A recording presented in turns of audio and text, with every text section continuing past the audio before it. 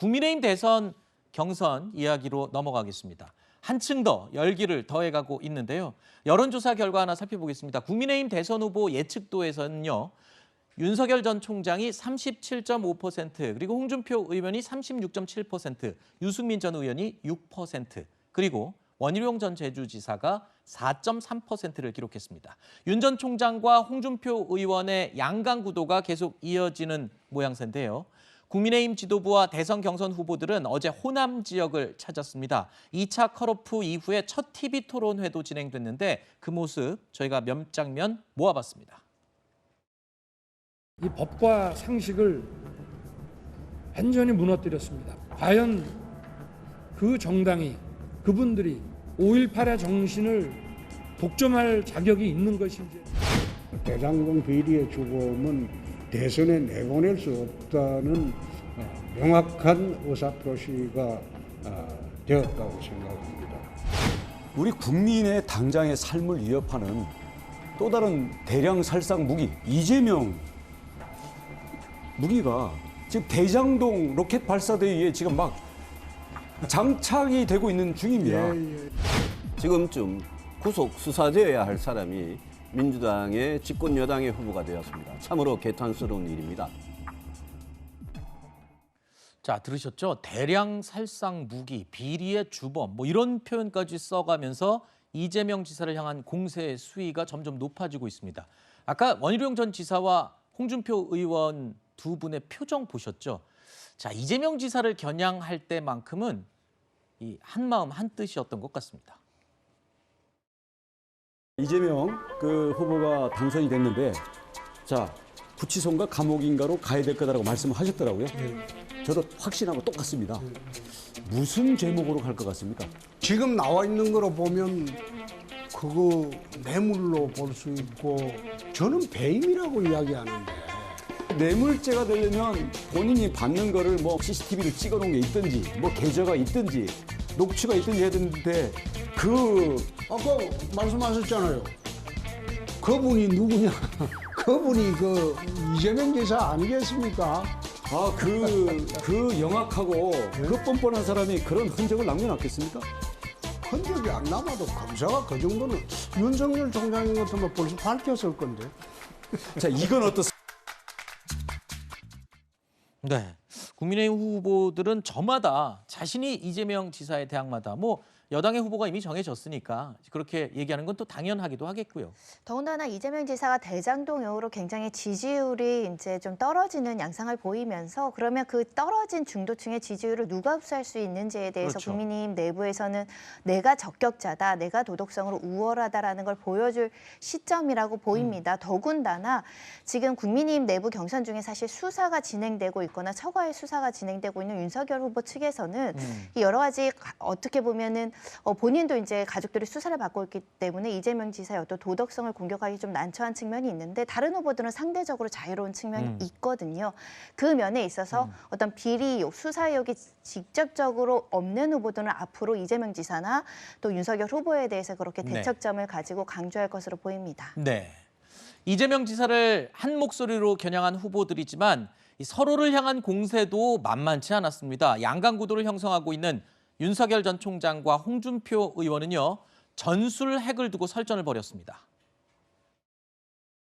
홍준표 후보님께 긴장이 되네. 아니 아주 굉장히 평이한 공격성이 아니고 유럽의 핵 공유 협정을 하고 전술핵 재배치한 것은 핵 확산 금지조약 위반이 그거는 됩니까? 유럽은 러시아라고 하는 이미 핵 보유가 인정되어 있는 나라에 대응하기 위한 것이다 보니까. 자, 원희룡 전 지사도 윤 전 총장을 겨냥했는데요. 윤 전 총장을 향해서 평생 가난해 본 적이 있느냐라면서 날을 세웠습니다. 한 나라의 대통령이 되려면 가난에 대한 철학이 저는 중요하다고 생각합니다. 저야 아버지가 교직에 계셨기 때문에 그렇다고 그렇게 잘 살지는 못했습니다. 그 국민학교 졸업 사진에 나올 때도 스스로 가난해 본 경험 있으세요, 없으세요? 아니, 스스로야 그렇게 이재명 지사처럼 그렇게 하지는 않았지만 저희가 잘할 때는 나라가 어려웠기 때문에 시간이 제한돼서 학교금 좋습니다. 보고 도처에 가난한 저는 친구들 어릴 때 참 유복하게 진짜 가난한 사람하고 혹시 네. 생계나 생활을 같이 해본 경험은 있으십니까? 그 고시 공부하고 이럴 때 학교 다니고 할 때 고시생들하고 생계를 같이 어울려 했다고 서로 한 정말 거지. 가난한 친구들 그 생계를 같이 하거나 생각을 해본 적은 없죠. 생라면을 제가 자, 토론회가 열릴 때마다 윤석열 전 총장이 집중 견제를 받고 있죠. 어린 시절 가정 환경 문제는 당초 이재명 지사 측에서 올린 어린 시절 사진에서 비롯된 건데 원희룡 전 지사가 이 문제로 윤 전 총장을 겨냥을 한 겁니다.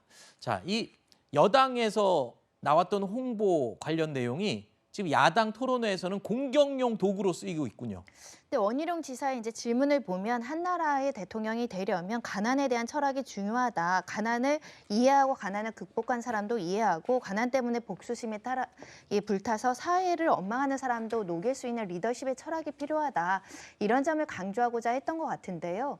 과거에는 흑수저 출신을 좀 응원하게 되는 그런 마음들이 있었죠. 하지만 흑수저가 어떻다, 금수저가 어떻다라는 기준이 좀 애매모호해져서 다양하게 이제 판단하는 국민들이 많아서 가난해본 적이 있느냐 보다는 가난한 사람, 흑수저, 금수저를 다 아우를 수 있는 정책적인 어떤 철학이 있다라는 걸 보여주면 됐지 않을까라는 생각도 들고요. 네. 윤 전 총장의 대답도 그렇게 나쁘진 않았습니다. 네. 가난하진 않았지만 주변 도처에 가난한 사람들이 굉장히 많았고 같이 생라면도 먹어본 경험이 있기 때문에 이해할 수 있다라는 취지로 이제 답변을 해서 우리가 금수저 논란, 흑수저 논란에 굉장히 선입견을 가질 수 있는데 이런 것들을 없애는 어떤 답변들을 앞으로 구체적으로 하면 더 좋다라는 말씀 드립니다. 네.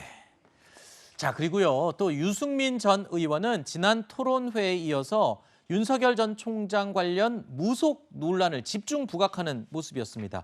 윤 전 총장의 가족 수사에 대한 언급도 이어졌습니다.